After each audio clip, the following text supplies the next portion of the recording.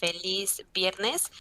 Bienvenidos a un nuevo webinar con Meger. El webinar del día de hoy se titula Análisis de tiempos en IEC 61850. Muchísimas gracias por acompañarnos, por estar presentes este día de hoy y esperamos que hayan tenido una muy buena semana. Estamos ya cerrando la semana con broche de oro con nuestro invitado especial, el ingeniero Luis Donos. Muy buenos días, me presento el día de hoy y yo seré su coordinadora. Mi nombre es Daniela de Vacas y yo soy la especialista de marketing para Latinoamérica y en pantalla ustedes pueden ver mi correo electrónico para cualquier consulta, duda o comentario que ustedes tengan, me lo pueden enviar directamente si desean. En pantalla también pueden ustedes ver cómo funciona la plataforma de la presentación. A la izquierda ustedes verán las cámaras del staff de Meger, en el medio la presentación, a la derecha, por favor, ustedes nos pueden enviar sus preguntas y comentarios durante la presentación y los mismos serán respondidos al final. Además, pueden ustedes también ajustar cada ventana en el tablero según su preferencia. Les recuerdo que esta sesión será grabada y el link para la grabación de la misma se les enviará el día de mañana y además adicional también tendrá esa comunicación, tendrá un link para que ustedes puedan descargar su certificado de asistencia. Para más webinars, para que vean la lista de nuestros siguientes webinars, les invito a que visiten nuestra página csa.meger.com/webinars. Con mucho gusto, les presento a nuestro moderador panelista del día de hoy, el señor Moisés Arenas, gerente regional. Moisés, buenos días, ¿cómo estás? Muy bien, Daniela, buenos días, muchas gracias. Contento y bueno, dándole la bienvenida a un nuevo webinar de Meger a todos los que están conectados y a los que están por conectarse.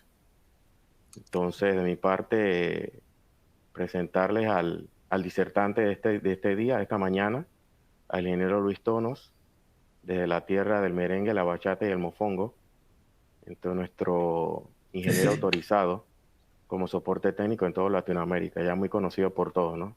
Así que bienvenido, Luis. Excelente.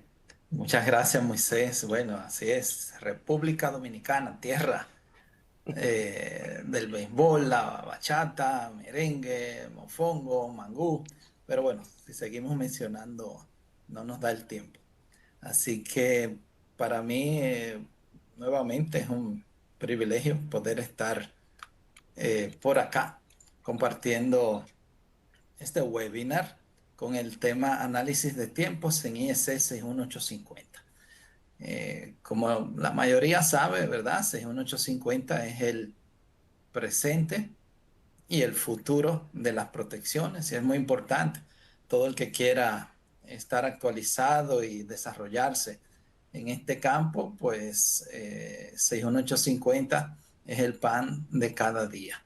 Anteriormente, en las empresas, los ingenieros de protecciones solo estaban dedicados a eso, ok, por ejemplo, fasores, a cálculos de corrientes, cortocircuito, diferencial, y los ingenieros de SCADA y comunicaciones estaban por otro lado, cada uno, ¿verdad?, en su departamento correspondiente.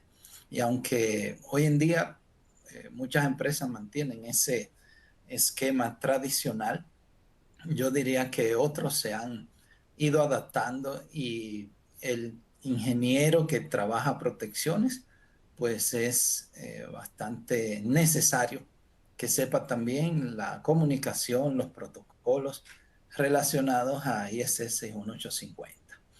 ¿Ok? Y dentro de ese mundo, pues los tiempos de operación de una red 61850 son de vital importancia, porque una de las ventajas que se promueve de 61850 es la rapidez con la que operan los disparos. Hay ahí, ¿verdad?, unos milisegundos que ganamos en comparación con los tiempos convencionales. Pero esto, si la red no está bien configurada, bien instalada, no, o sea, puede que no sea tanta la ventaja. Entonces vamos a hablar en esta hora, en este webinar, sobre esos tiempos en ISS 16850. Entonces vamos a tener este contenido. Siempre me gusta actualizar e introducir a la norma para los que van a escuchar sobre este tema, quizás por primera vez, y luego, bueno, estaremos hablando de los tiempos, comparando los tiempos convencionales de distintas funciones de protección con los tiempos o latencia en la red 61850. Estaremos finalizando con algunas recomendaciones para asegurar que este tiempo en la red sea realmente eh, mucho mejor que los tiempos convencionales.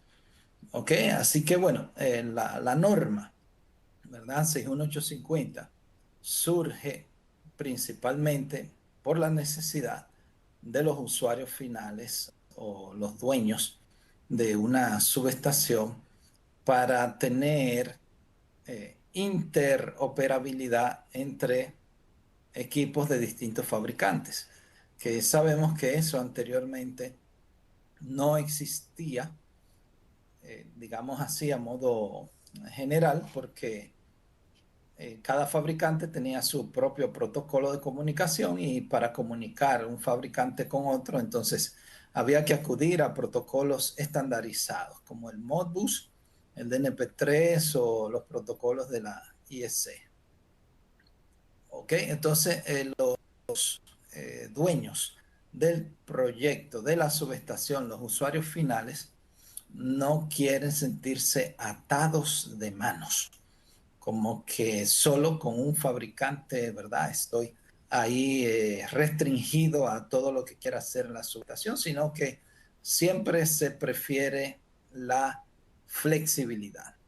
¿Ok? Entonces, buscando esa flexibilidad, se va desarrollando esta norma, que uno, ¿verdad? De los objetivos principales es la interoperabilidad entre fabricantes. Entonces, la norma define un modelo de datos y un conjunto de servicios de comunicación, de modo que el fabricante que cumpla con este modelo de datos y este conjunto de servicios de comunicación, entonces podría comunicarse adecuadamente con otro fabricante.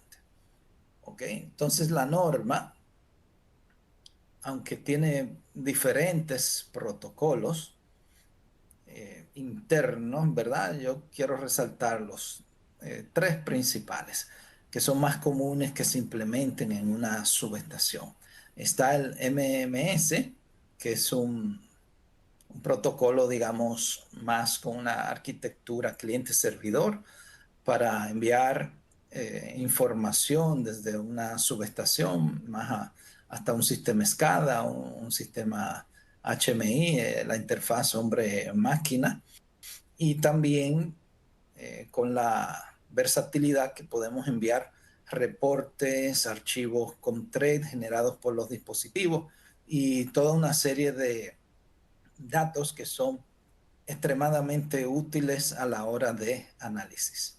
Anteriormente con otros protocolos se dificultaba, por ejemplo, enviar un archivo con thread desde un relé hasta un concentrador de datos. Claro, había formas, pero relativamente complejas en comparación con cómo ahora a través de MMS de forma bien rápida y sencilla, diría yo, podemos enviar archivos con thread desde un relé hasta un concentrador de datos. Está también el mensaje GUS, que es de los protocolos principales del estándar 61850 para enviar de forma rápida disparos y variables de control entre relés de protección o IEDs. Está también los sample values o valores muestreados, que son valores de STIPT digitales. ¿Ok? Que es un protocolo mucho más rápido que el GUS, pero en esencia sigue la misma arquitectura de suscriptor y publicador. Y bueno, no menos importante está el protocolo de la estampa de tiempo o de sincronizar el tiempo entre todos los IEDs que estén en una red 61850. ¿Ok? Entonces, esos son los protocolos principales en IEC 61850. Ahora, dentro de los mensajes tienen un tipo, una clasificación dentro de la misma norma. Por ejemplo, el sample values, que es el protocolo, el mensaje, el paquete que se publica y se envía, es un tipo 4. ¿Ok? El GUS, que es mayormente valores digitales de forma horizontal entre un relé y otro, ese es un tipo 1 o tipo 1A. La estampa de tiempo es tipo 6, ¿ok? Y así el MMS tiene dentro del paquete de mensajes los tipos 2, 3 y 5. O sea que la misma norma no solo ha clasificado por protocolos para las diferentes funcionalidades, sino que también cada protocolo conlleva un mensaje que tiene una clasificación y un tipo. Y este tipo tiene una duración, ¿ok? Que no debe ser excedida en una red 61850. ¿Ok? Si vemos un poquito el GUS sabemos que es una comunicación horizontal del inglés peer-to-peer o entre dispositivos que envían información entre ellos de forma rápida. Relés de distintos fabricantes podrían publicar y suscribirse entre sí, llevando información de vital importancia, como es un disparo, por ejemplo, diferencial de barras o un disparo de falla de interruptor, que diría que fueron de las primeras aplicaciones o utilización del mensaje GUS, ¿verdad? Para esta finalidad.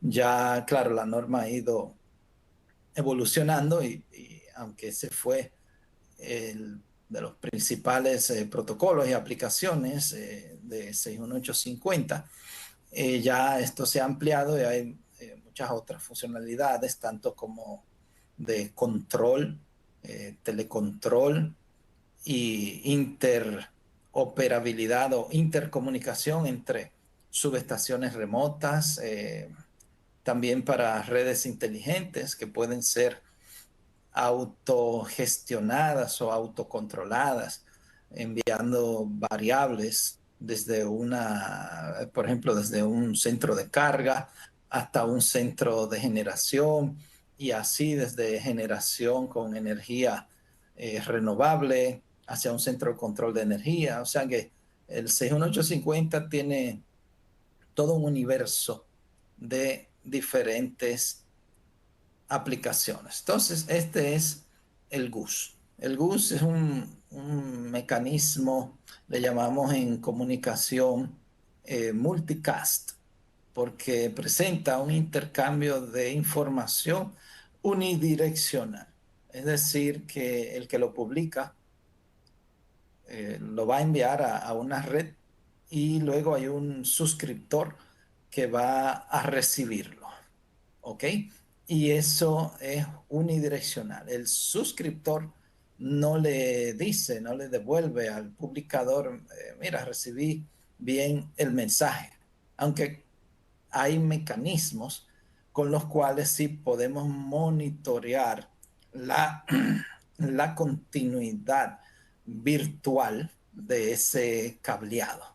Así como hacíamos con el cableado físico, punta por punta y un probador verificando la continuidad de un extremo a otro. Así también podemos un cableado virtual que va por la red Ethernet enlazando un IED con otro. Eso también podemos monitorear esa continuidad del cableado virtual. ¿Ok? Y entonces, bueno, esto es un mecanismo de publicación y suscripción entre un publicador y uno o más suscriptores utilizando la red Ethernet estándar.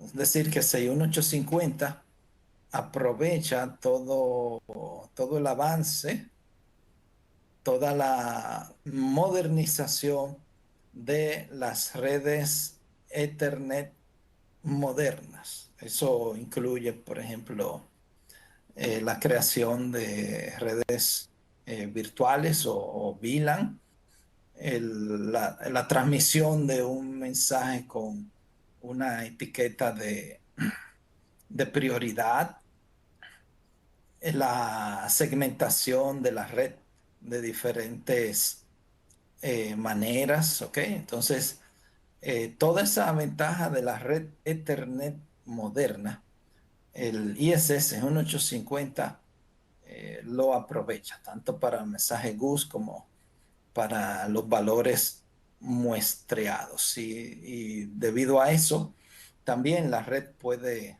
optimizarse. No es lo mismo una red por la que vayan diferentes tipos de mensajes en una subestación, digamos, por ejemplo, señales que van a un sistema escala remoto, aunque tienen la importancia, no es la misma importancia, por ejemplo, que un mensaje con la transmisión de un disparo diferencial de barras o un esquema de falla de interruptor. No es la misma prioridad una información de circuito cerrado, por ejemplo, de las cámaras de seguridad de una subestación, en comparación con el envío de una señal de un esquema de deslastre de carga o disparo de cargas por baja frecuencia. ¿Ok? Unas deben tener más rapidez y más prioridad en comparación con las otras. Y todo eso lo vamos a lograr configurando bien una red con los switches administrables y segmentando y priorizando adecuadamente el tráfico de información en la red. ¿Ok? El GUS es como hemos dicho, tiene prioridad y una vía rápida cuando llega a un puerto en un switch, a diferencia de los mensajes normales. Estos mensajes normales hacen una cola o una lista de espera, que el que llega primero, ese entonces sale de primero. El que llega de último tiene que esperar su turno a que los demás mensajes se hayan digamos, evacuado a través del switch para ese mensaje salir. Sin embargo, el GUS no tiene que hacer la cola o el turno, sino que desde que llegó a un puerto del switch, pues tiene una vía rápida para salir porque tiene esa prioridad. Ponemos esa tortuguita ahí, ¿verdad? Que es un poquito más lento el mensaje normal, y el GUS sería equivalente a una ambulancia que hay que darle prioridad para que el mensaje llegue a los destinatarios. ¿Ok? Entonces les hablaba de la clasificación o tipo de mensaje según el protocolo. Entonces, la norma para bahías de distribución clasifica ese mensaje como P1. ¿Ok? Acá lo resalto. Y los mensajes que hemos visto, el 1A y 1B, que son mensajes rápidos. El 1A, claro, debe tener más rapidez porque es la transmisión de un disparo. Ese es el mensaje tipo A. Entonces, no debe exceder de 10 milisegundos en bahías de distribución. El mensaje tipo 4 de valores muestreados tampoco debe exceder los 10 milisegundos. Estoy hablando de la transferencia del mensaje GUS. La transferencia y, claro, de sample values se mide desde la publicación o el inicio de la publicación, desde un IED que es publicador hasta la recepción final del equipo destinatario.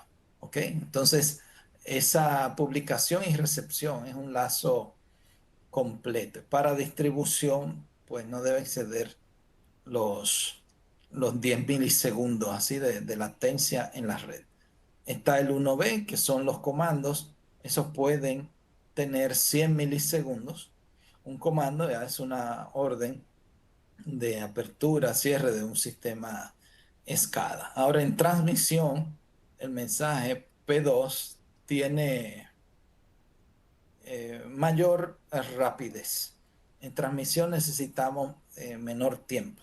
Entonces, el disparo GUS, desde que se publica hasta que se recibe, 3 milisegundos, ¿ok? Sería el tiempo que no se debe exceder, y el de valores muestreados también 3 milisegundos.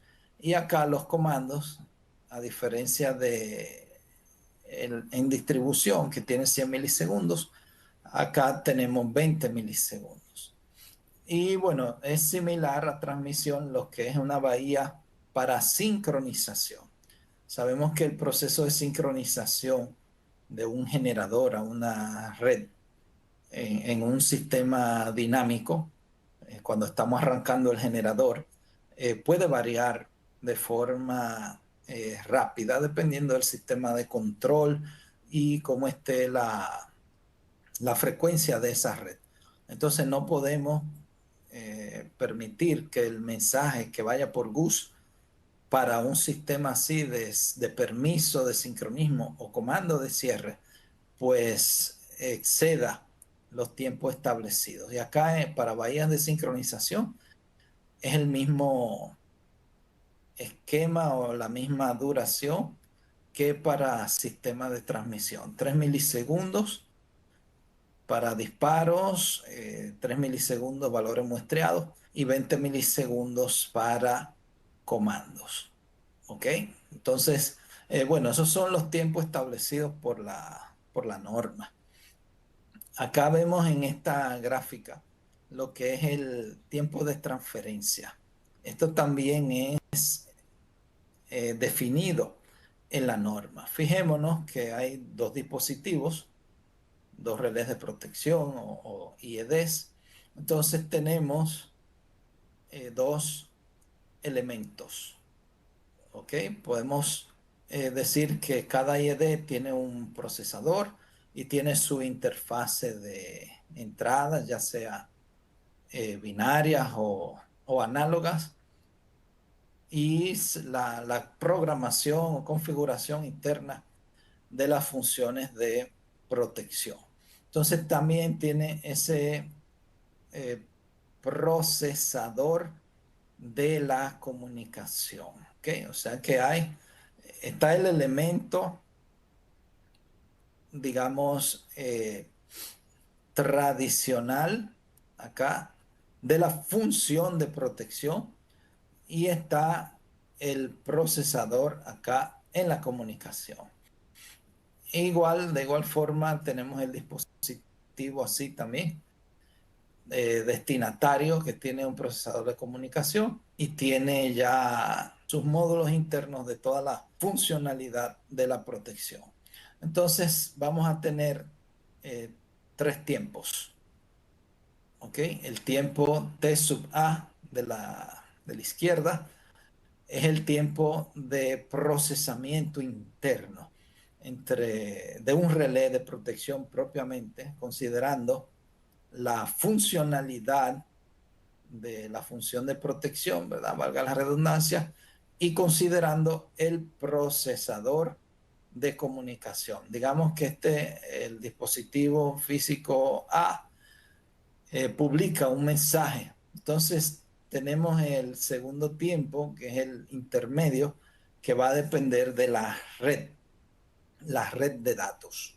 Si tenemos fibra óptica o si tenemos cable de cobre, si hemos diseñado bien un ancho de banda en una red de comunicación, ¿ok? La latencia que hay entre puertos de los switches y transmitir la información de un destino hasta otro. Entonces el T sub B es el tiempo de la red y el tiempo C, T sub C, es el tiempo de la recepción del relé que va a recibir, ¿ok? Esta señal de disparo vía el mensaje GUS. Entonces, sumando estos tres tiempos, podemos medir ese tiempo de transferencia desde una fuente hasta un destinatario.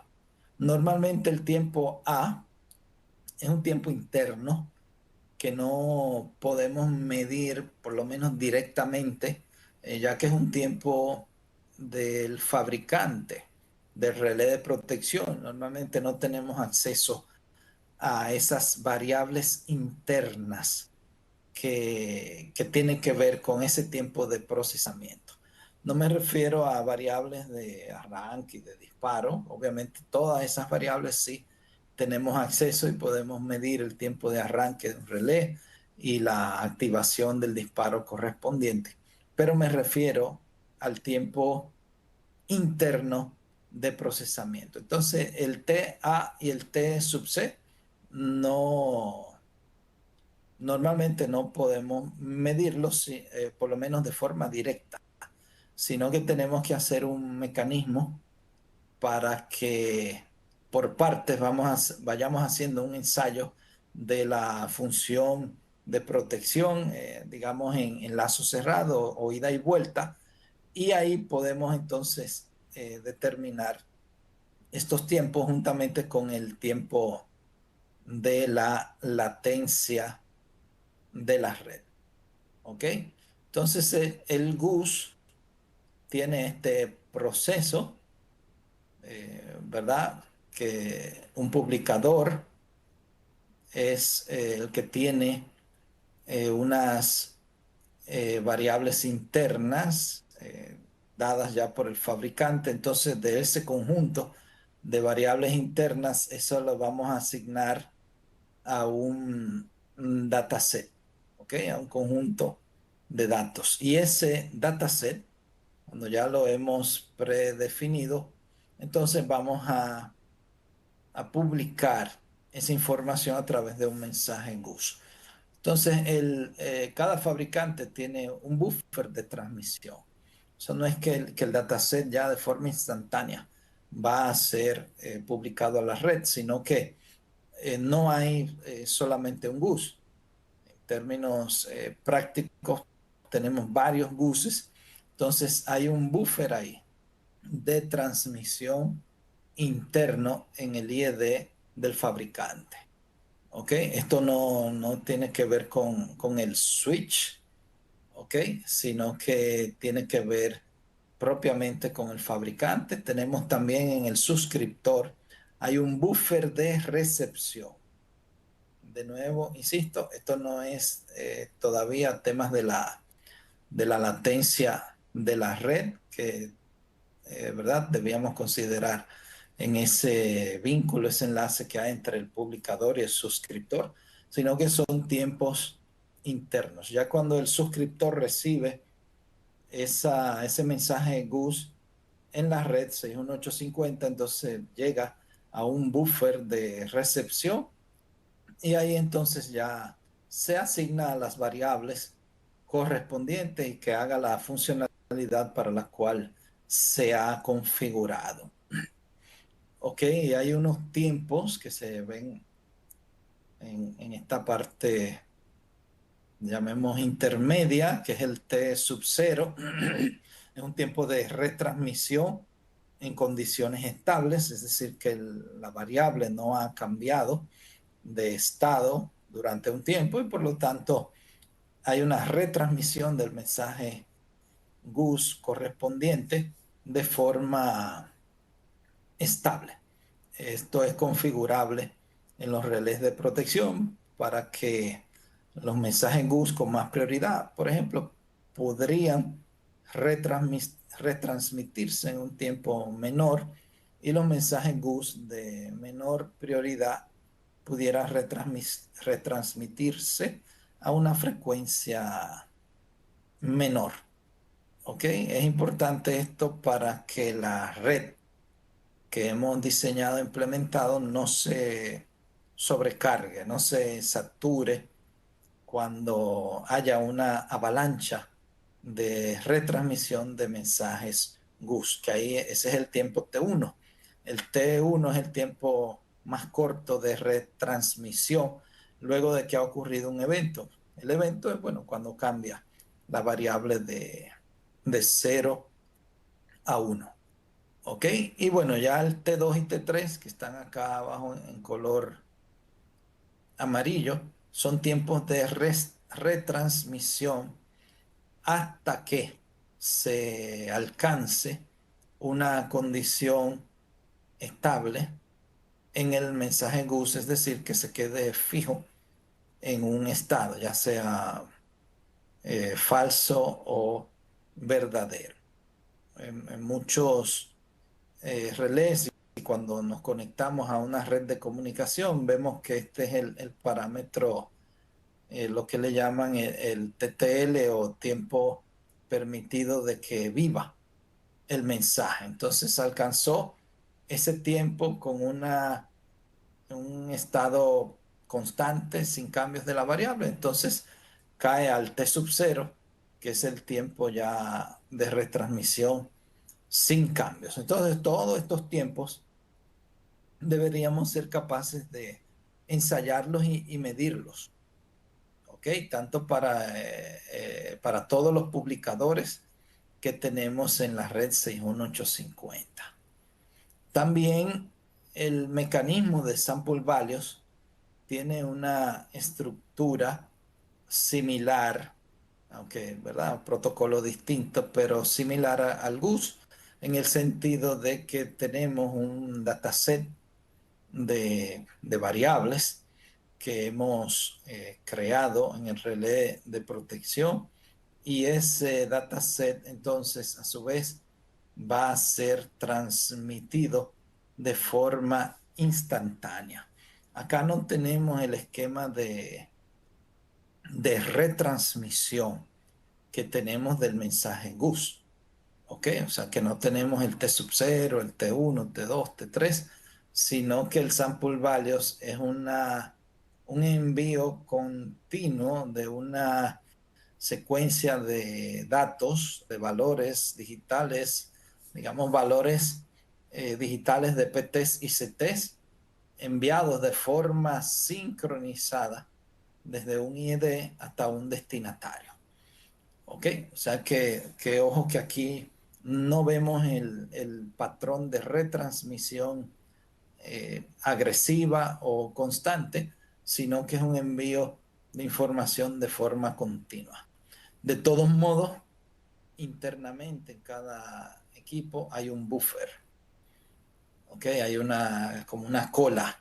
Esto es claro, casi instantáneo, ultra rápido, pero hay de todos modos un buffer de transmisión y hay también en el destinatario un buffer de recepción. O sea que aunque sample values es mucho más rápido y agresivo que los mensajes GUS, de todos modos también hay tiempos ahí que podemos verificar cuando ensayamos la red 61850.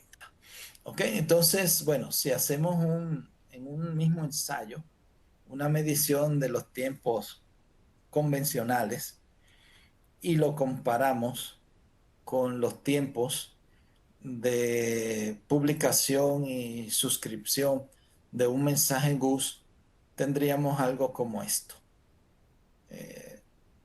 Por ejemplo, tenemos la maleta de ensayo ahí que está conectada, digamos, de forma tradicional. Voltajes y corrientes van al módulo de entradas análogas de un relé de protección. Y lo tradicional es que un contacto físico del relé, entonces lo llevemos como entrada digital, ¿ok? A la maleta. Una salida de relé va como entrada a la maleta. Eso es lo convencional. Yo sé que muchos están familiarizados con este proceso de ensayo tradicional, que es el pan de cada día. Sin embargo, todo eso podemos hacerlo virtual por una red, que la inyección de corrientes, en vez de ser física por un cableado de cobre, podemos hacerla a través de una fibra óptica o un cable Ethernet a una red 61850. E igual el disparo, recibirlo vía GUS, no por una entrada binaria física, sino una variable en la red 61850, la cual la maleta, ¿verdad? El equipo se ha configurado para que se suscriba. Y ahí, claro, debe haber un intercambio de información de los archivos de la configuración 61850 que tiene el IED, ¿ok? Que va a publicar esa señal, y la maleta correspondiente debe también conocer ese archivo CID para poderla suscribir a ese mensaje GUS correspondientes.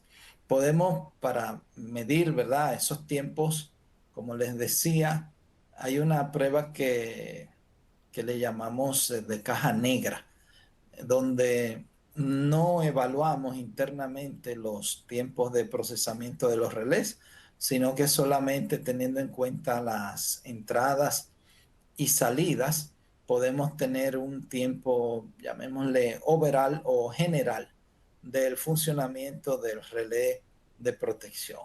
Hay otra prueba que le llaman de caja blanca, donde sí, por ensayos indirectos, ¿verdad? Ya el fabricante sí puede hacer ensayos directos y determinar el tiempo interno de procesamiento y de comunicación de cada módulo. Por ejemplo, esta funcionalidad 1, funcionalidad I de protección. El fabricante, como hemos dicho, sí tiene acceso internamente a esto, pero nosotros podemos de forma indirecta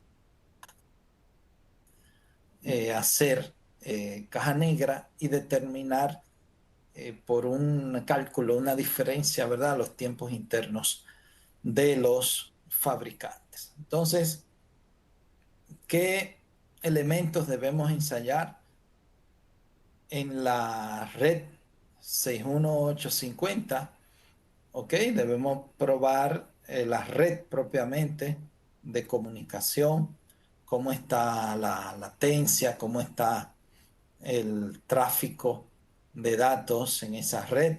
Debemos provocarle una avalancha de activaciones y determinar si la sobrecarga temporal que experimenta la red 61850 va a disminuir o a ralentizar, volver más lenta la transmisión y la recepción de disparos hasta un punto que pueda afectarse, ¿verdad?, la confiabilidad o la rapidez de la ejecución del disparo. Entonces debemos probar la red de comunicación, también las interfaces de comunicación o digamos, no tanto la red física, una capa física, si utilizamos el modelo OSI de la comunicación. Entonces, esta prueba de las interfaces, aunque se vincula con la parte física, estaríamos hablando más a nivel de más cadres, un enlace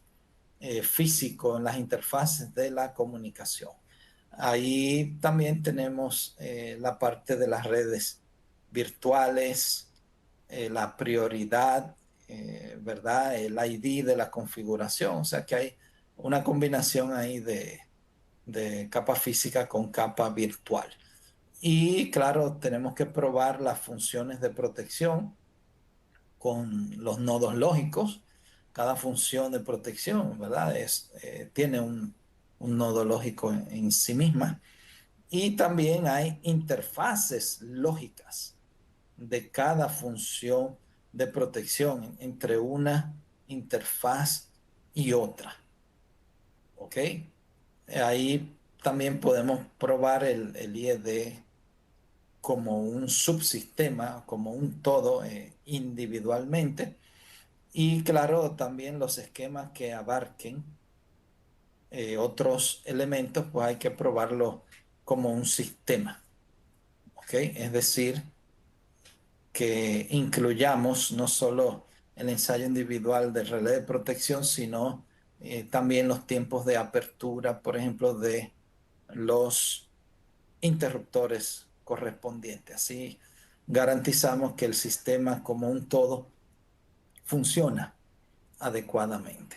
Es como la prueba parecido al end-to-end, donde necesitamos ensayar simultáneamente en una línea de transmisión con dos maletas que están sincronizadas por GPS, y ahí probamos también el canal de la comunicación.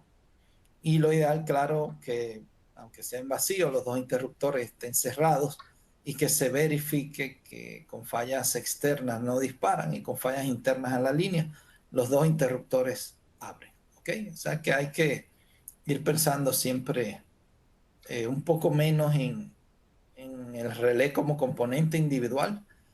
Y claro, no podemos descuidarlo, pero verlo como un componente que está integrado en un sistema de protección, que de nada vale que el relé funcione bien si la ejecución del disparo no se lleva a cabo de forma rápida y completa. ¿Ok? Revisando estos parámetros, probamos las interfaces de comunicación. ¿Ok? El ID del GUS, ¿ok? La referencia del bloque de control, el ID del dataset, ¿ok? La dirección del multicast que está publicando, desde donde está publicando ese mensaje en GUS, el ID de la publicación, ¿ok? De la aplicación, perdón, y también el ID de la red virtual. Todo eso debemos verificarlo para asegurarnos que los tiempos puedan ser recibidos de forma rápida.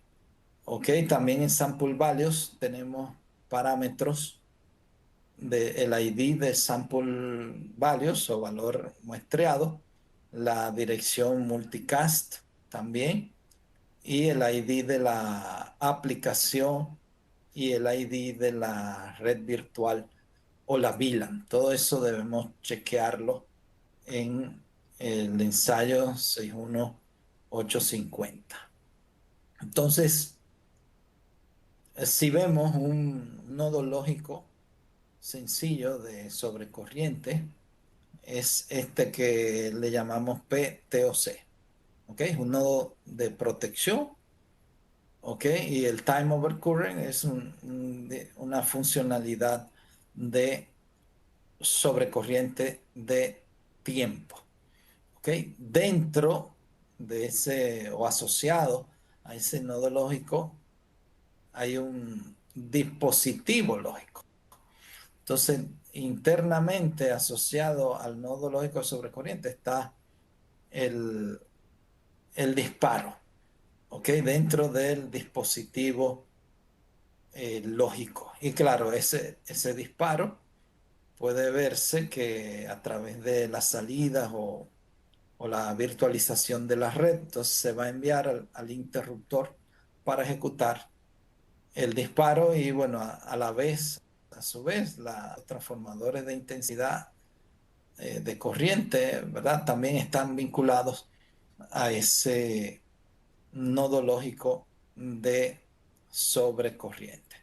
¿Ok? Entonces tendríamos esto en una subestación, una bahía, con un relé con 61850. Entonces, queremos determinar la diferencia en los tiempos entre el mensaje GUS con respecto a los tiempos físicos convencionales. ¿Ok? Sabemos que podemos utilizar la curva teórica como referencia que nos va a dar el tiempo calculado. Sabemos que estas curvas tienen una ecuación que depende del nivel de corriente que vea durante la falla. Podemos ver, estimar el tiempo de disparo. ¿Ok? Entonces, esa es la forma convencional y tradicional. ¿Ok? Sin embargo, en esta ocasión quiero usar otro módulo, otra herramienta que le llamamos secuenciador de estados. ¿Ok? Fijémonos que acá, en este secuenciador, yo voy a aplicar 2.1 amperes de forma trifásica para verificar la funcionalidad de sobrecorriente. Entonces tengo dos entradas, una física y una virtual. Ahí puede verse que están configuradas en este módulo de secuencia de estados. La entrada 1 física y la entrada 3 de forma virtual. Y acá he configurado esta herramienta para que cuando estas dos entradas sean recibidas, ¿ok? Del inglés ahí, wait all y continue, o sea, que espere las dos entradas, entonces me pase al segundo estado, que es ya el final, ¿ok? O sea que es algo bien sencillo con un secuenciador, un primer estado que es una falla directa, ¿ok? Y que no me pase al otro estado, que es el final, a menos que las dos variables, tanto la entrada virtual como la física, sean recibidas por la maleta. ¿Ok? Entonces, cuando hemos hecho esta conexión entre la maleta y el relé de protección, el secuenciador me arroja este resultado. ¿Ok? Yo le he puesto el título ahí de comparación del GUS versus la activación física en una señal de sobrecorriente, donde tenemos los 2.1 amperes, los 2.10, ¿ok? Aplicadas en el primer estado, y en el segundo estado, pues es de finalización, o sea que no he aplicado ninguna corriente. Entonces, fijémonos que el trip GUS, como es una función de tiempo inverso, para esa corriente operó en 1.878 segundos y el trip físico operó en 1.883, como estoy resaltando ahí. Una diferencia básica, ¿verdad? Nos dice que hay 5 milisegundos de diferencia entre la recepción del GUS virtual por la red y la recepción del disparo físico de forma convencional o tradicional. O sea que ahí notamos esa diferencia de 5 milisegundos.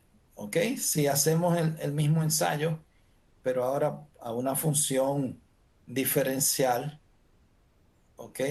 En vez de sobrecorriente, sabemos que el diferencial es un disparo normalmente instantáneo, ¿ok? Que no tiene ningún retardo. En este caso, fijémonos que se mantiene la diferencia de 5 milisegundos entre el GUS virtual, y el GUS físico, el cual disparó en 0,34, que es 34 milisegundos, y el GUS fue recibido a los 29 milisegundos, por lo tanto hay 5 milisegundos ahí de diferencia. ¿Ok? Otra manera también, no solo con una sola maleta, ¿verdad? Poniéndole entradas físicas y entradas virtuales, ¿ok? Sino que también haciendo que si los dispositivos están sincronizados en la red, pues pudiéramos determinar la diferencia de los tiempos haciendo una publicación del mensaje GUS, ¿ok? Y determinando el tiempo en el que el destinatario la recibe. Por ejemplo, tenemos el publicador, que es un relé diferencial de barras, que transmitió esa señal de disparo, por ejemplo, 10:57:15 con 393 milisegundos, y la variable virtual del relé receptor, ¿ok? La obtuvo o le llegó a las 10:57:15 con 399, ¿ok? Una diferencia de 6 milisegundos entre la publicación que se envió a la red y la recepción del mensaje por parte de del destinatario.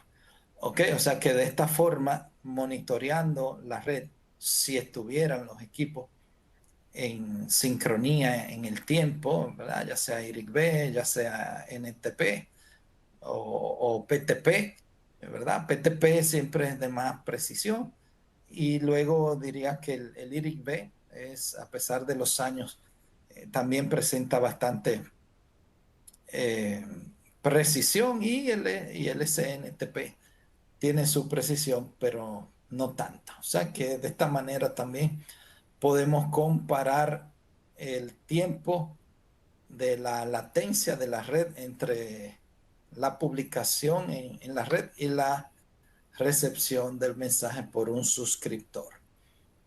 ¿Ok? Deberíamos tener en cuenta todos estos elementos cuando vamos a ensayar. ¿Ok? Tenemos la herramienta de ensayo de protecciones, y también es muy útil tener un analizador de red con el que podamos comparar o capturar todo el tráfico en una red. Y bueno, Megger tiene herramientas de pruebas de 1850, tanto para mensajes GUS con el MGC o Megger GUS Configurator, y también hay una herramienta para inyectar o publicar y analizar también sample values en una red 61850. ¿Ok? Entonces, importante también los archivos que se generan o con lo que vamos a configurar los equipos 61850, que estén disponibles también para la maleta. ¿Ok? Entonces, en la red 61850 tenemos, ¿verdad? Fibra óptica, lo ideal para que el ancho de banda de la red sea mayor, haya menos probabilidad de una congestión fruto de una avalancha de tráfico de datos, ¿verdad? 61850 es bastante exigente en eso, y bueno, la fibra óptica pues nos ayuda a cumplir con esos requisitos. Y dentro de las pruebas funcionales con 61850, les muestro un poco el MGC, el Megger GUS Configurator, la herramienta que tiene Megger para capturar mensajes GUS en una red. Esta herramienta puede abrir un archivo SSD con la ingeniería de una subestación 16850, ¿ok? Y ver ahí mismo, analizar tanto la interfase del GUS, como vimos anteriormente, o sea, el ID del control block, la VLAN, ¿verdad? Todos esos parámetros podemos verlos ahí en esta herramienta. Y no solo eso, sino que también podemos capturar el tráfico de mensajes GUS en una red 61850. Y claro, cuando capturamos todos esos mensajes, lo normal que sigue en la lógica es que podamos comparar la ingeniería 61850 con lo que hemos capturado en la práctica. ¿Ok?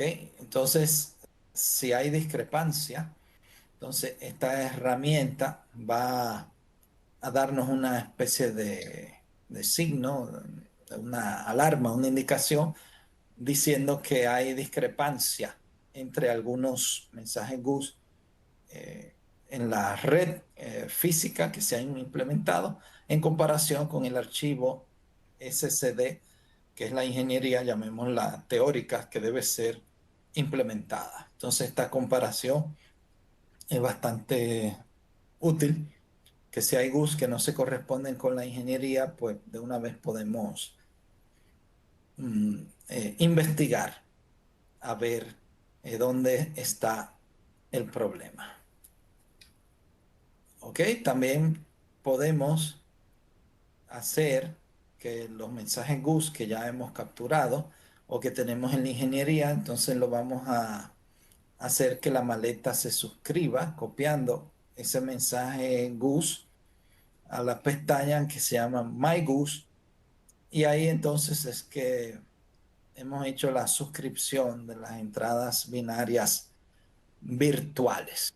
¿Ok? Y ahí comparamos entonces el tiempo físico tradicional por una entrada y salida físicas. Lo vamos a comparar con la publicación y suscripción de la maleta de la misma variable. ¿Ok? Y de esa forma determinamos si la red, si esos tiempos en la red 61850 están adecuados, están según la norma, o si tenemos que mejorar esa ingeniería o esa implementación. ¿Cómo la mejoramos? Yo diría que, por un lado, podemos mejorar el ancho de banda de la red.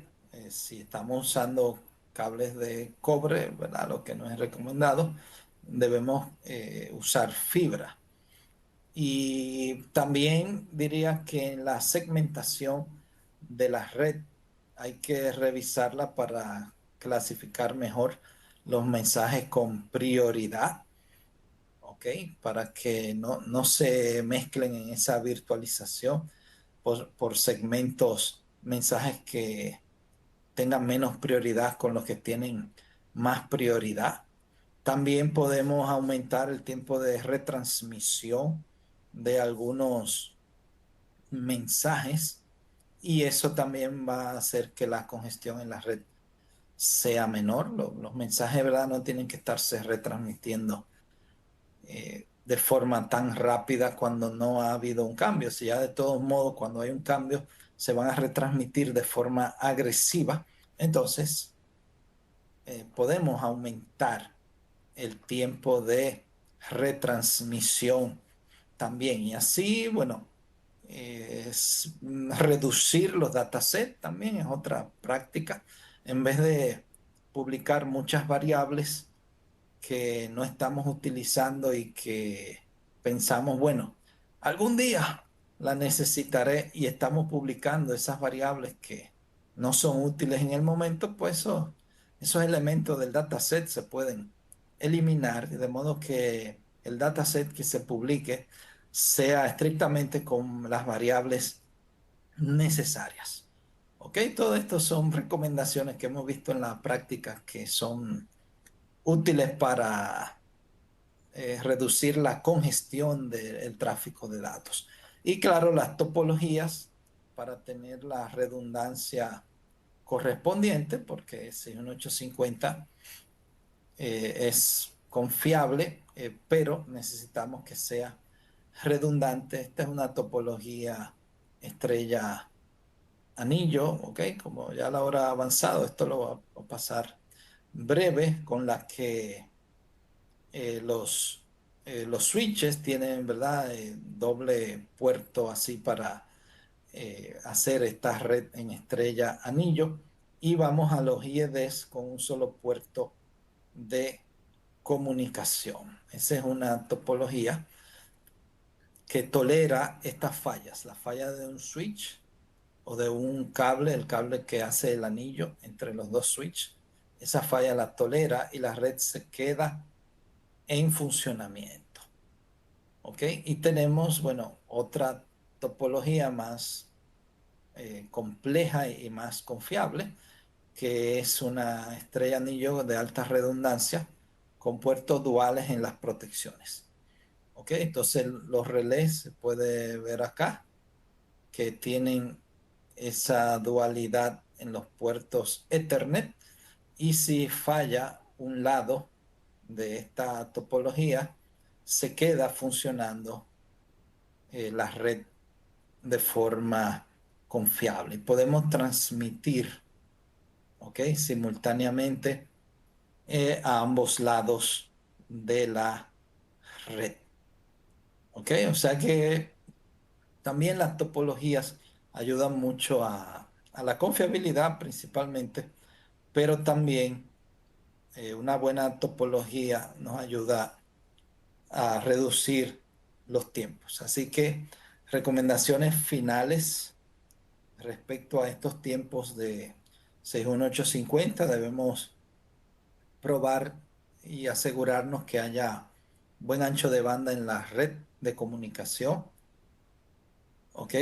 Y que también las interfaces de comunicación que tienen que ver con los ID del control block y los segmentos de redes virtuales y la prioridad en la red de comunicación, asegurarnos que esto está funcionando bien y bien configurado. Cuando ensayemos las funciones de protección y sus nodos lógicos, ahí podemos hacer la comparación entre la publicación y recepción del mensaje GUS con respecto a la publicación y recepción de la variable física convencional, ¿ok? Y con esa comparación podemos valorar aún más los milisegundos que nos ahorramos en 61850 en comparación con los tiempos de los disparos físicos tradicionales, y también las interfaces lógicas entre funciones de protección, ¿ok? O entre nodos lógicos, también la vamos a ensayar.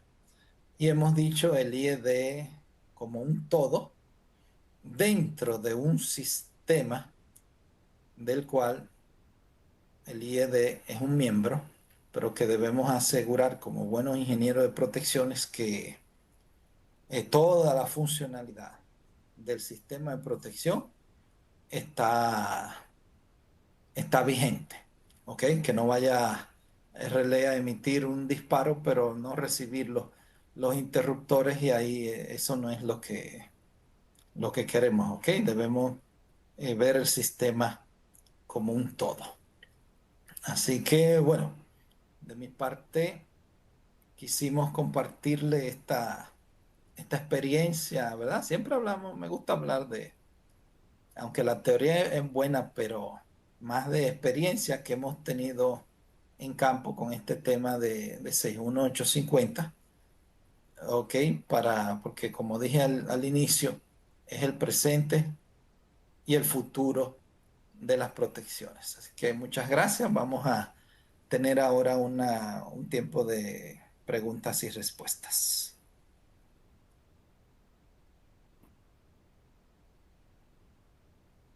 ¿Está Daniela por ahí?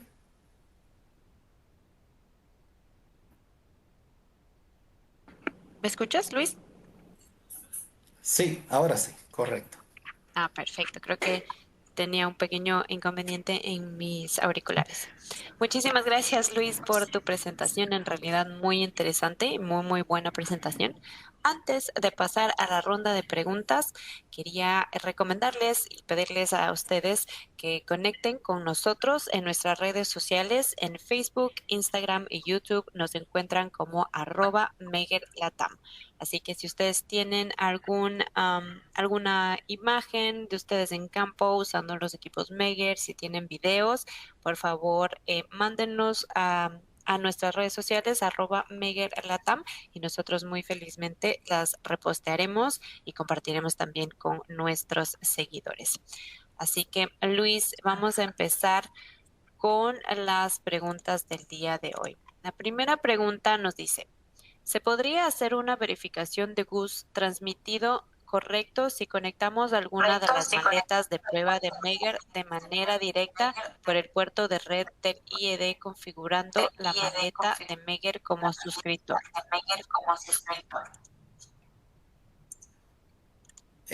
Correcto. Sí, lo normal es que haya un switch de por medio, ¿ok? Pero pudiéramos sí conectar la maleta directamente y hacer un ensayo, o sea, provocar que el GUS se active del relé y lo reciba la maleta.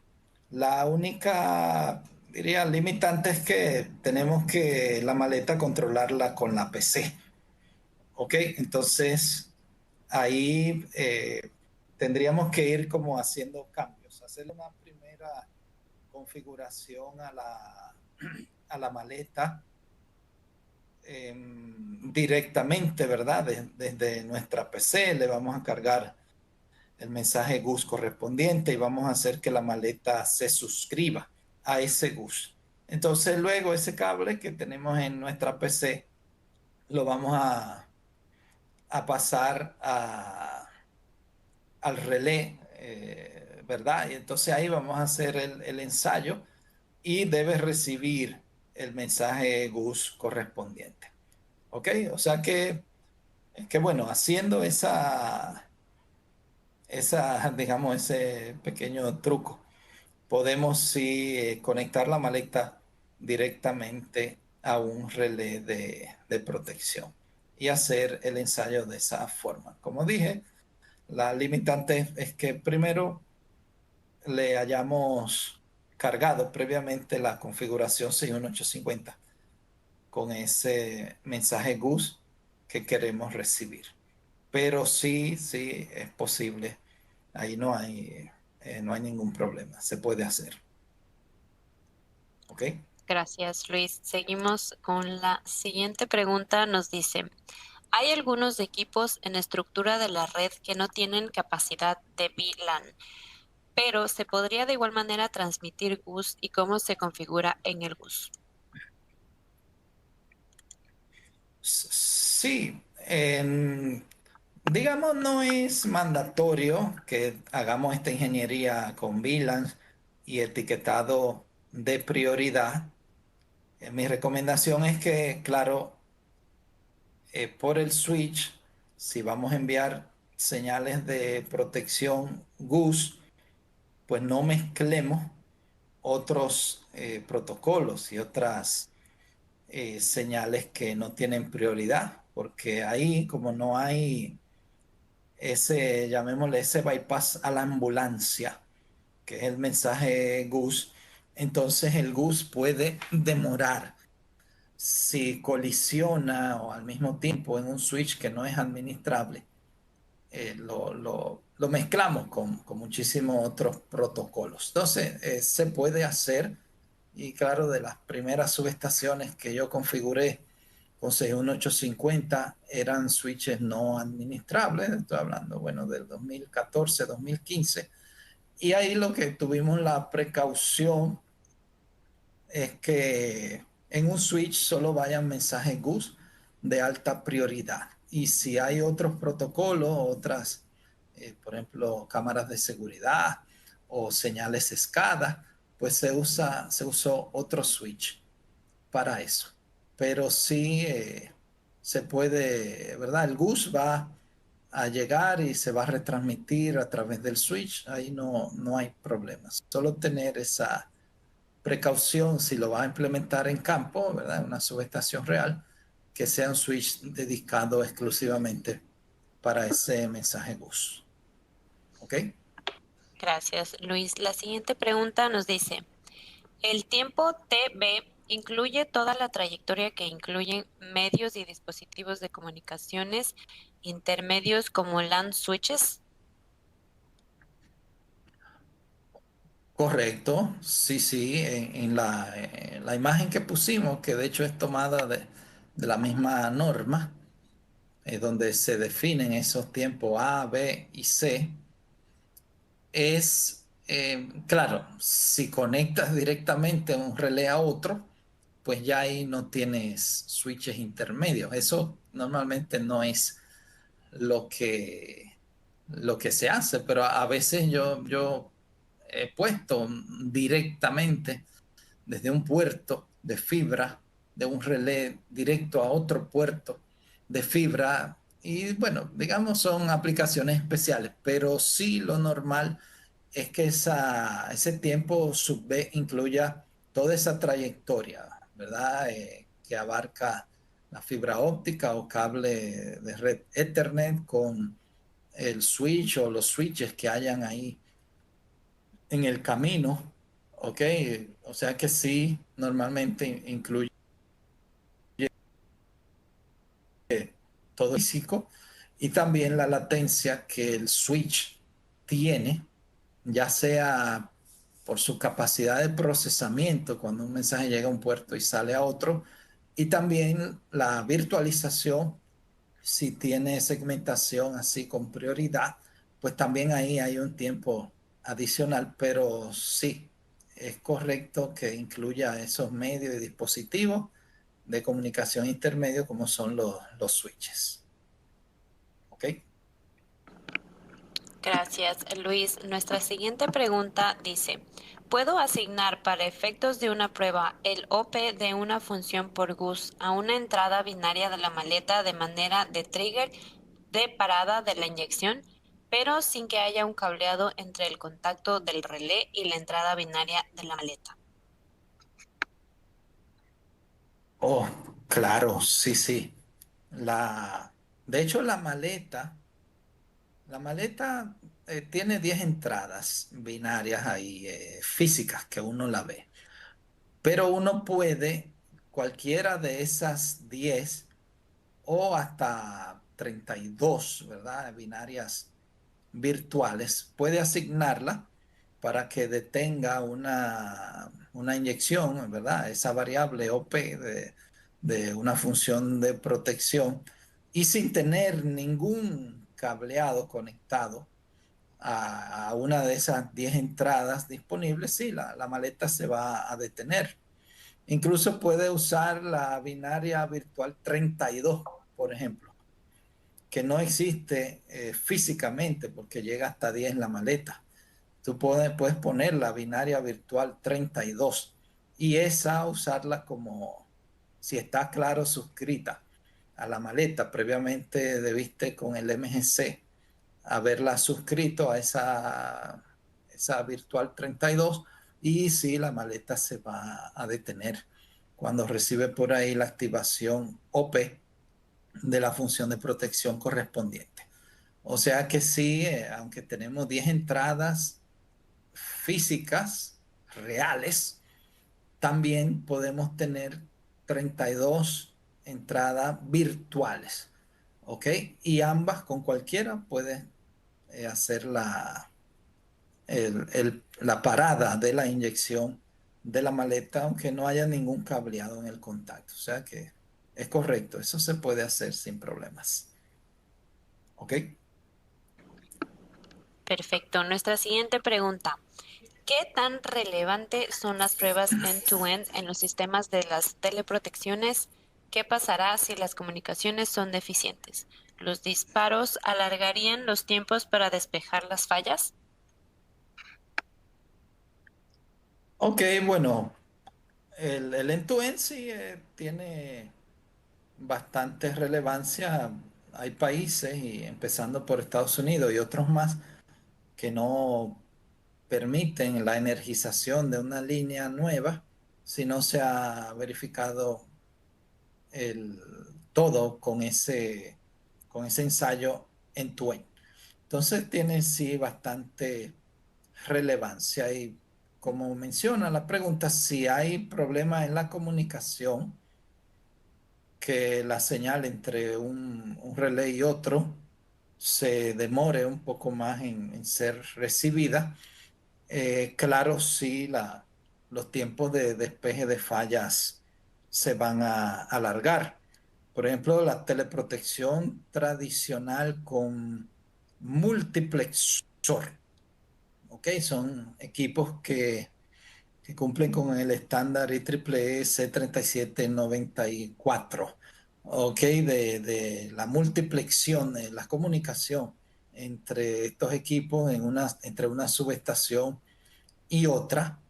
Cuando el multiplexor recibe una señal de arranque de un lado y la envía al otro relé del otro lado para que acelere la operación, por ejemplo, en un esquema POTT, donde los arranques de zona 2 son enviados entre un relé y otro. Claro, si el relé demora en recibir ese arranque en zona 2, pues va a demorar también en ejecutar la aceleración del disparo. Pero diría que si se acelera, digamos que en vez de disparar en zona 2, que típicamente son 300 milisegundos, algunas empresas usan 400 o 500 milisegundos, digamos que si acelera el tiempo a menos de 100 milisegundos, pues es aceptable. Pero sí, definitivamente las comunicaciones juegan entre los dos relés y entre las dos subestaciones un rol preponderante para que la transmisión y recepción del disparo llegue de forma rápida. ¿Ok? Gracias, Luis. Nuestra siguiente pregunta. ¿Puedo mandar un mensaje GUS afuera de una subestación? Sí, hay un concepto que surgió un poco después del GUS tradicional y es el GUS ruteable. Es un, es un GUS que usa el canal de comunicación entre subestaciones para llegar de un lado a otro. El tema no es tanto por el GUS, sino por el medio físico, cómo se haga ese enlace entre una comunicación, entre una subestación y otra, porque debe ser una red Ethernet, ¿ok? Red Ethernet virtual. Entonces, si a veces hay localidades que no hay esos medios físicos, lo que se usan son enlaces de radio y eso, ya ahí pues no se puede enviar el GUS, pero si hubiera una red Ethernet virtual entre una subestación y otra, sí aplica ese GUS ruteado por diferentes equipos para que se mande desde una subestación hasta otra. O sea que sí se puede enviar por fuera de la subestación el bus, es correcto. Perfecto. Luis, nuestra siguiente pregunta dice, ¿estos tiempos presentados son requerimientos o son sugerencias? Son tiempos típicos, o sea que no, diría, las normas normalmente cuando te dan algún requerimiento, son requerimientos mínimos, ¿ok? Que pueden ser mejorados en la práctica. Pero esos tiempos que presentamos al inicio, según el tipo de mensaje, son tiempos típicos que deberían cumplirse en una red 61850 y que la práctica nos ha enseñado que si se exceden, entonces es bueno optimizar la red, revisarla con las últimas recomendaciones que le fuimos dando, de reducir los datasets, mejorar el ancho de banda, revisar las redes virtuales y así todo eso. Pero no es que son requerimientos, sino son valores típicos y que yo los he comprobado en la experiencia, ¿verdad? Por ejemplo, un GUS que mostramos ahí 6 milisegundos entre la publicación y la recepción o suscripción de un equipo es un tiempo aceptable. ¿Ok? Y la imagen que presentamos hablaba de 10 milisegundos. O sea que por debajo de 10 para el GUS es aceptable. ¿Ok? O sea que no diría que es un requerimiento, pero sí importante que no se excedan esos tiempos. ¿Ok? Gracias, Luis. Nos dicen, ¿cuál sería un tiempo aceptable en un sistema de deslastre en sistema potencia? Desde la recepción del pulso del evento, su transmisión a un procesador lógico, la transmisión del mensaje GUS hasta la recepción en el interruptor de protección.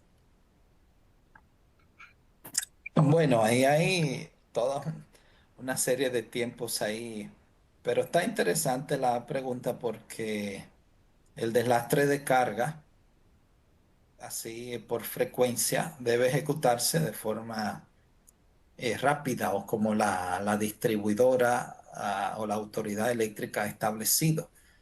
Ok, entonces, si es un sistema 60 Hz, por ejemplo, y en 58.5 hay que sacar, no sé, una cantidad de megas.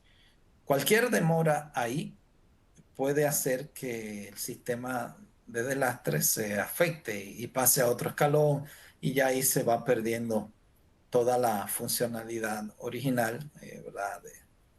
Con la que se hizo ese esquema. Entonces, ahí por partes, desde la recepción del pulso del evento, digamos que ocurrió una baja frecuencia.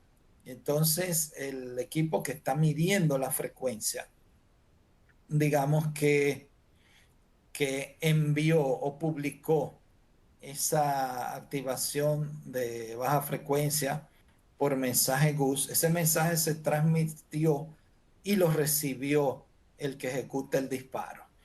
Ahí yo puedo ver que es un mensaje tipo 1A, que es de los mensajes GUS de 61850. Entonces ahí vimos que era buena práctica que no excedan 10 milisegundos, por lo menos entre la publicación y la recepción. ¿Ok? Y entonces ya en el interruptor, pues hay que agregarle los tiempos físicos del relé o el controlador correspondiente. Normalmente cuando recibe una activación, ahí esa salida, depende porque hay salidas que son ultra rápidas, que en 10 milisegundos más ya se activan. Hay otras que son de contacto tipo relé, que a veces duran 20 milisegundos o 25. Entonces, los 10 del GUS más los 25 de la salida del contacto, digamos que en 35 milisegundos es un tiempo razonable que le llegue el pulso al interruptor, a la bobina de apertura. Claro, ahí hay un tiempo adicional que es los contactos de potencia, que normalmente depende si es media o alta tensión, ahí hay 50 milisegundos más.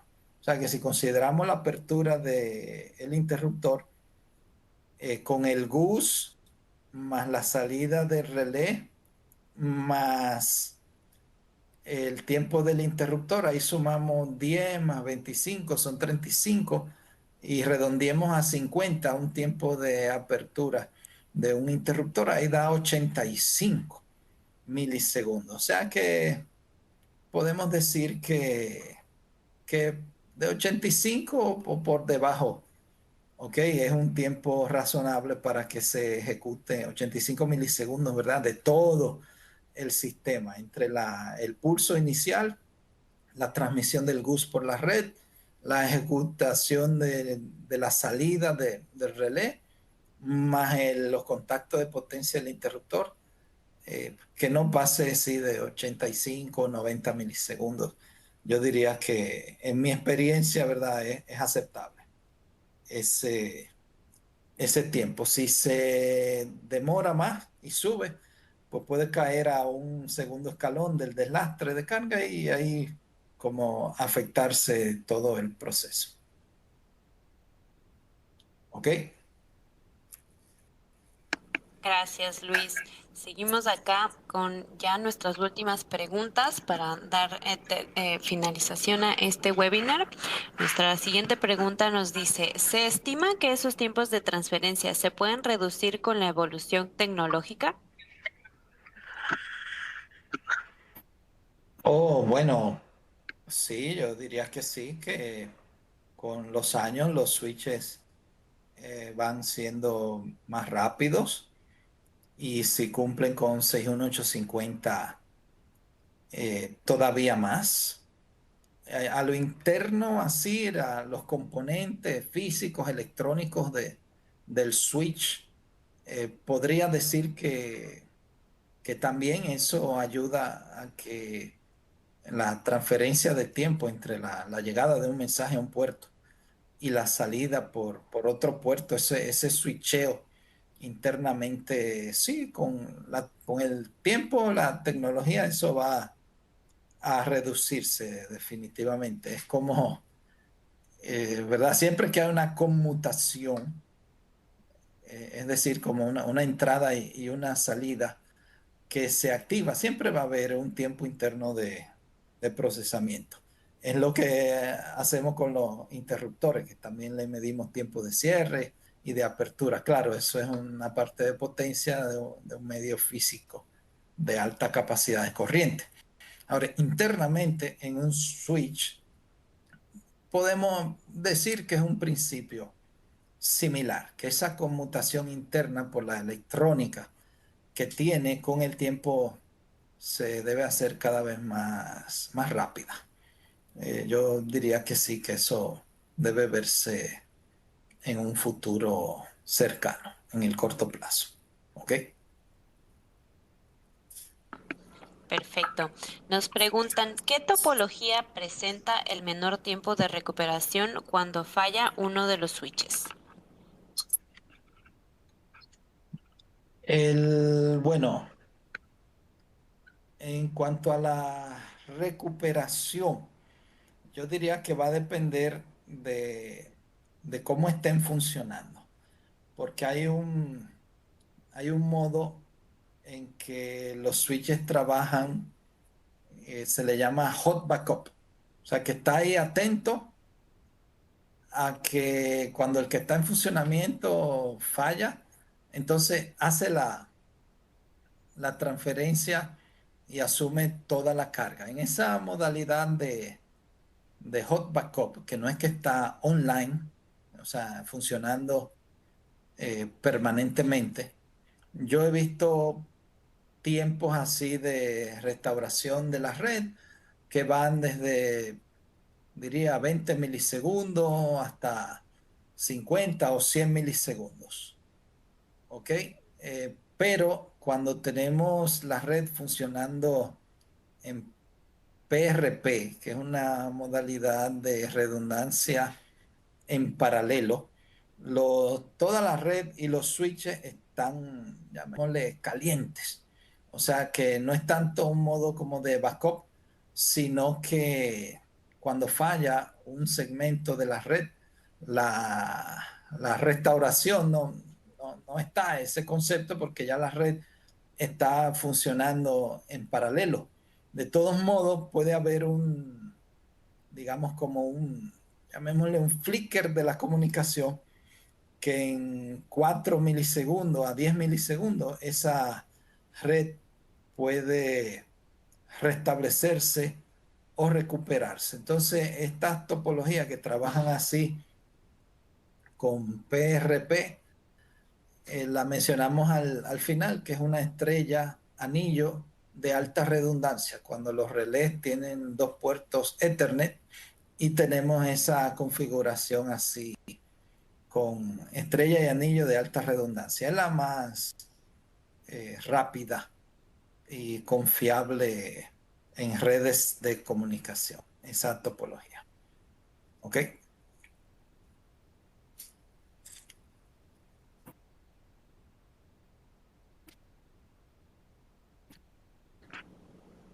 Gracias, Luis. Nuestras dos últimas preguntas ya, les queremos avisar que todavía nos siguen llegando muchísimas preguntas, pero por el tiempo no podemos responderlas todas, así que ya vamos finalizando aquí. ¿Se requiere algún switch Ethernet especial para poder enviar mensajes GUS o cualquier switch puede funcionar? Bueno, en términos generales, cualquier switch funciona, porque el switch lo que hace es todo lo que le llega a un puerto lo retransmite por el otro. Pero hablando de una implementación real en una subestación de alta criticidad, ¿ok? Con equipos costosos y cualquier falla ahí puede ser afectar la salud de equipo, de la persona, la red eléctrica, o sea, depende de la criticidad de la subestación, pero sí necesitaríamos ahí implementar un switch industrial de alta confiabilidad y también que el fabricante tenga esa certificación de 61850. Ok, es lo confiable. Pero si es algo sencillo, demostrativo, sí, cualquier switch puede funcionar. Yo mismo ando en mi mochila un switch ahí de 10 o 15 dólares y hacemos demostraciones así en un laboratorio y funciona bien, claro, no con la rapidez de una implementación práctica.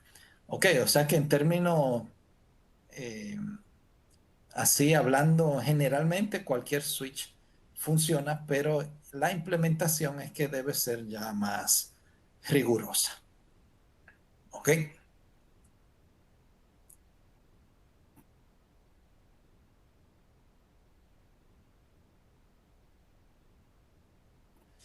Gracias, Luis. Nuestra última pregunta aquí. ¿Qué es probar el ID o ID? Sí. Bueno, ahí quizás la palabra mejor no sea probar el ID, sino verificar. Cuando hablábamos de esos elementos a ensayar en 6850, la interfase de la comunicación, hablamos de un Application ID. Es un número de configuración que tiene el mensaje GUS en el encabezado. ¿Ok? Entonces, cuando lo capturamos en una red, debemos verificar que ese Application ID que está en la ingeniería se corresponde con el GUS que estamos capturando en la red. De lo contrario, una diferencia en Application ID o en el ID de la VLAN, eso puede afectar la comunicación 61850 entre los elementos cuando pasan de un switch.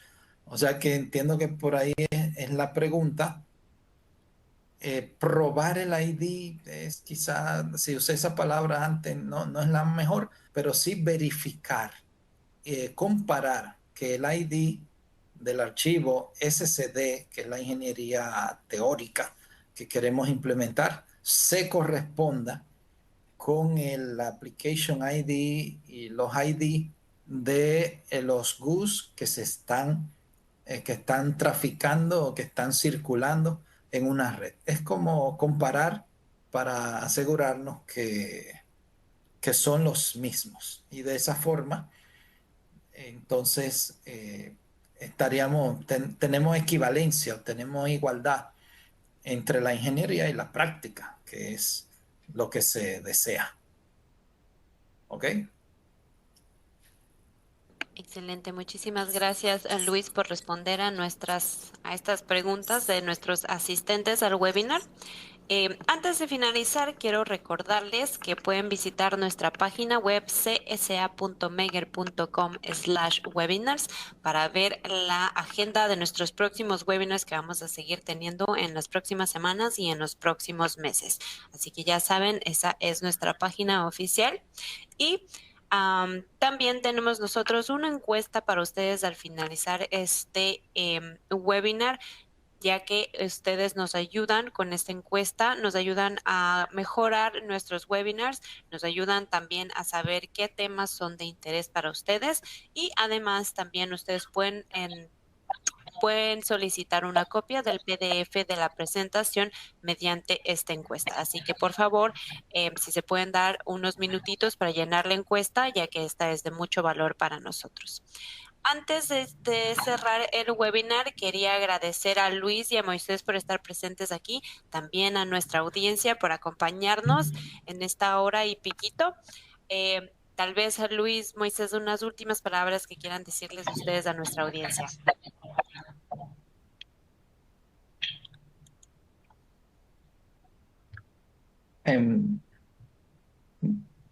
Moisés parece, no te escucha. Pero de mi parte, sí, le agradezco, sí, el tiempo y bueno, estaremos de nuevo pronto, sí, porque esto evoluciona rápidamente y bueno, Meger también saca muchas actualizaciones y todo eso lo seguiremos viendo, así que muchas gracias y estamos a la orden.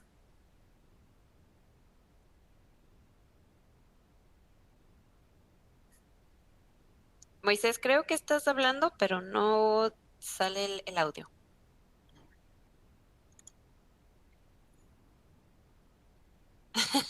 Moisés está teniendo un poco de problemas técnicos con su internet el día de hoy, así que de parte de Moisés, muchísimas gracias a nuestra audiencia, a todos por estar presentes y de parte de mía igualmente, muchas gracias a nuestra audiencia por estar presentes. Nos vemos en un siguiente webinar. Gracias Luis, gracias Moisés y por ahora es hasta la próxima, que tengan un buen fin de semana. Voy a proceder a cerrar la sesión. Un abrazo.